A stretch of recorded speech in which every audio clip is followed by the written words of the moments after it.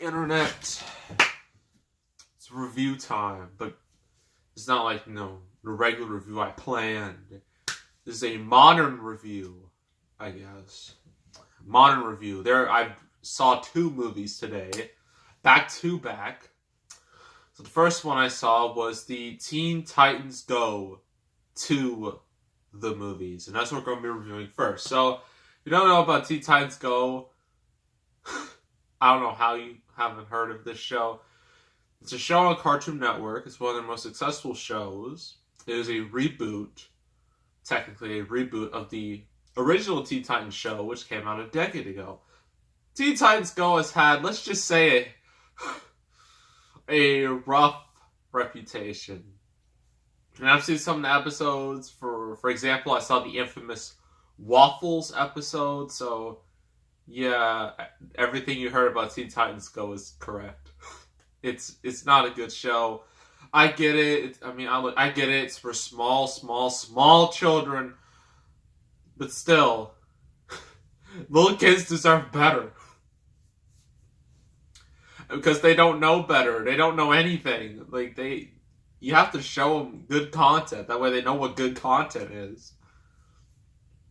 And of course, the show's been criticized. And there are a couple episodes where they literally made fun of the fans who, from the original Teen Titans show that everybody loves. Which is not a good idea. And so that leads us to the Teen Titans Go movie. A movie that everyone was excited about. Forget Infinity War, Black Panther, Mission Impossible 6, Incredibles 2, Deadpool 2. Forget all those movies. This was the most anticipated movie of 2018. Teen Titans Go to the movies. Yes.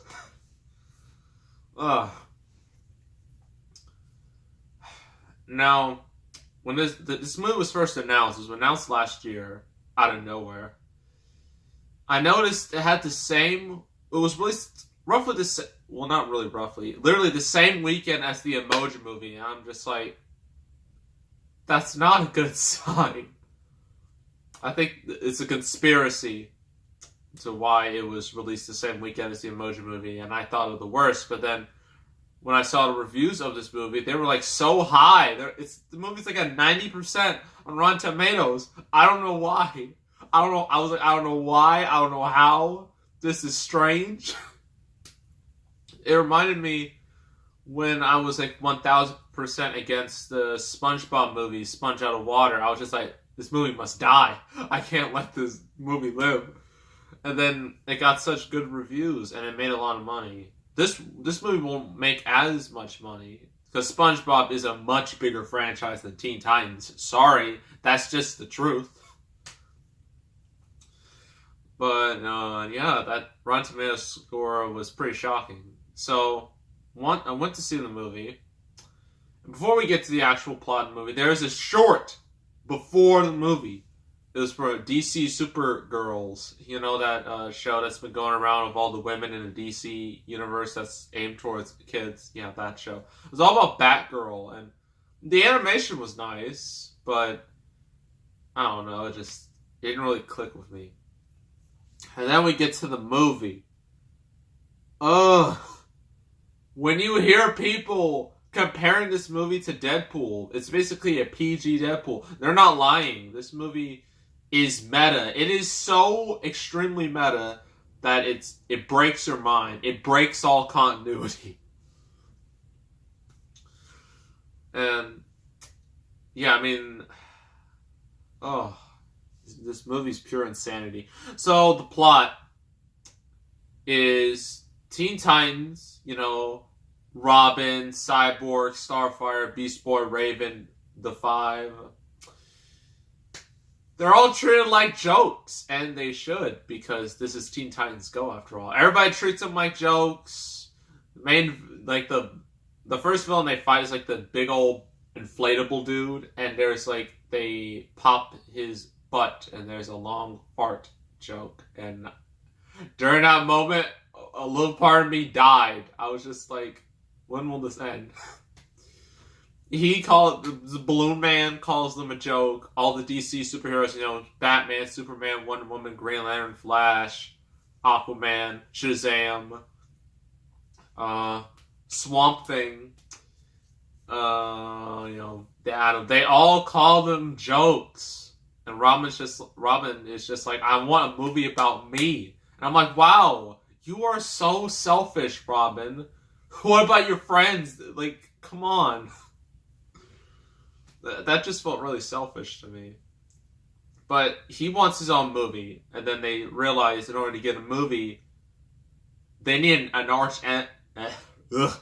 arch nemesis or a villain. Enter Slade, voiced by Will Arnett, or Deathstroke, but they can't say Deathstroke in a kids movie, or a kids show. Even in the original Teen Titans, they couldn't say Deathstroke. They just call him Slade. That's what most people know Deathstroke as. They know him as Slade. So they try to fight Slade in order to get a movie. And of course, Slade has a plan. He wants to mind control everybody to attack the Teen Titans and rule the world and all that jazz. Okay, where to begin? I guess we can start with the pros. This movie's basically a higher budget version of the show. You can tell by the background, the background animation, just how it's more, because Teen Titans Go, one of its main criticisms is that it's just kind of limited in everything. But now that you have a movie, you can expand on things, similar to how they did the SpongeBob movie, how they did the Simpsons movie. With a bigger budget, you can do more things. But the movie only cost $10 million, so it's not going to take much for it to become profitable. So, yeah. All the jokes. Ooh. The jokes are very hit and miss. Some I legit found amusing. Others I was just like, why? So,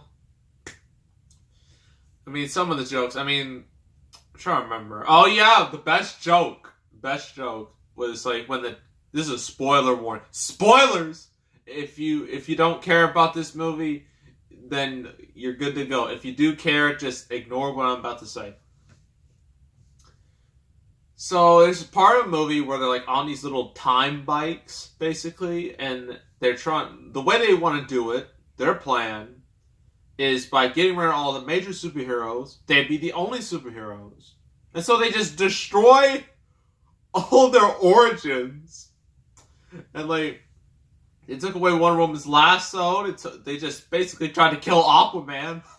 They basically, they did save Krypton, so I guess that was a good thing. And then with Batman's origin, they were just like, why are you going down Crime Alley? This is a horrible place to go. Go down to this nice alley. And I'm just like, that is true. Come on.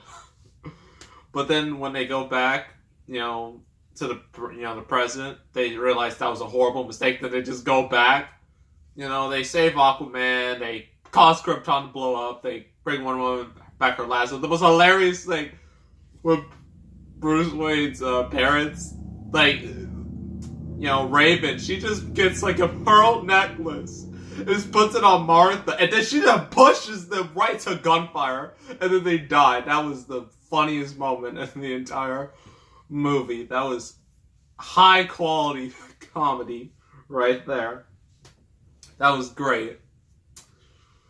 Oh, that was a great moment. There are a lot of references to not just DC, Marvel. They name drop Deadpool. They name drop Guardians of the Galaxy. There's a Stan Lee cameo in this. Yes, Stan Lee makes a cameo, and he even comments on being a cameo. And so yeah, they even had a Marvel-esque opening. It's just references left and right. They do reference the Martha scene from Batman v Superman, because that scene will live in infamy. It will never go away. Because, that scene pretty much is one of the most infamous scenes in all comic books. I mean, forget the Spider-Man dance from Spider-Man 3. Forget the Bat credit card. Forget, like, the... what else? What else was notorious? Like, from Catwoman, just like, guess what? It's overtime. No, Martha! That would be one of the most notorious moments in all comic book movies. That's a fact. And it will never go away. It'll be memed forever.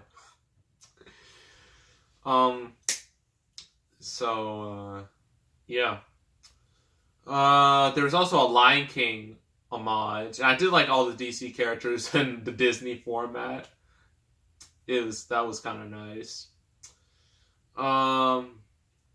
Yes, lots and lots and lots and lots of references, insider jokes. I enjoyed it. That's all I wanted from this movie. I'm like, give me some inside jokes. Give me some meta humor, and then I'll be good. And they did that. And I was like, I mean, the movie's already meta. When you have a movie called Teen Titans Go to the Movies, you're already meta.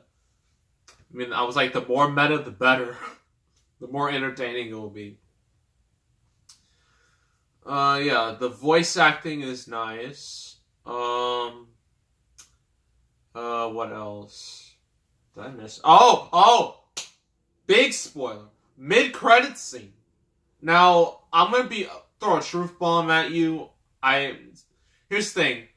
I paid to see both Teen Titans Go to the Movies and Mission Impossible Fallout.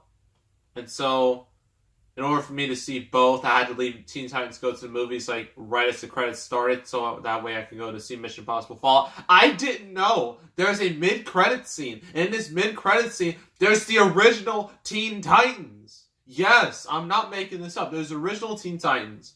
And apparently, they say apparently something happened, and they're just like, oh, we're gonna come back, and everyone freaked out. And they were like, so this either means two things. Either they're gonna do a revival of the original Teen Titans, or they're gonna have a crossover with Teen Titans Go. Those are the real two options. And I'm hoping it's the former, because people are basically begging for the original Teen Titans to come back. That's what people want. They don't want Teen Titans Go. So, yeah. Alright, cons. The plot, it goes through your typical cliches, and you think the movie would call this out, but no. They, the whole, try to be famous, you turn away all your friends, and then you realize, oh, friendship's the answer. And I'm like, really? This is pretty much every movie. That's all it is. It's a lame plot. And the songs, oh my god. The songs, they are just... I mean, if you thought the Frozen songs were annoying, oh no, this is much worse. You'd rather stick a friggin' pencil in your ear, like from ear to ear. That way you wouldn't hear anything. These songs are some of the... I mean, there was one that had a pretty nice beat to it, I'm not gonna lie. But most of the songs, they are just like the most annoying thing in the world. And granted, Teen Titans Go did have the Waffles episode, so... it was just the most annoying thing ever. It almost made my ears bleed. And yeah, a lot of the humor was just basically... There's literally a good minute of poop jokes. Literally, it's like pooping in a fake toilet. And I'm like, this is high quality entertainment for kids. Because you know what kids like? You know what little kids like? Burping, farting, poop, pee. That's what they like. That's what an old man would tell you. And at least they didn't do any cringe stuff like Snapchat or emojis. If they would have done that, I just would have been like, nope, goodbye. So, overall, that's about it with Teen Titans Go to the Movies. This movie's fast paced. It's like under an hour and a half. It moves at 1,000 miles per hour sometimes. This movie has a lot of good things to it, but it has a lot of bad things to it. Well, not that many bad things, but it has a mix between good and bad. Overall, I surprisingly enjoyed it. I don't know why, I just did. Probably because that just the Teen Titans pushing Martha and, just Bruce Wayne's parents to the gunfire just made me just like, wow, that's so dark. I love it. So I'm gonna give this movie a 7 out of 10. If you have little kids, they are going to enjoy this movie. If you're a hardcore DC fan, you might get a kick out of some things, but you're gonna hate all those toilet, poop, potty jokes. Because I don't like them. And, yeah, that's about it for Teen Titans Go to the Movies. So, as I already said, I saw Mission Impossible Fallout. That'll be my next modern review. So yeah, make sure you tune in for that. Tune into that. And also, thank you all so much for watching that X-Men Dark Phoenix New Mutants video. I highly appreciate it because it's been going around. Those movies, they're never going to see the light of day. They're going to die. And they're just going to die a slow, sad death. So, I mean, if you were excited about this movie, I'm sorry. But that's just the way it is. Also, Mowgli. That's no longer in theaters. It's going to Netflix. Probably because Warner Brothers saw the writing on the wall. And they were just like, this movie's not going to make any money. Let's just cut our losses and release it to Netflix. So yeah, that also happened. Some crazy stuff's been going on. So yeah, make sure to subscribe, like this video, leave a comment, and I will see you all next time. And I am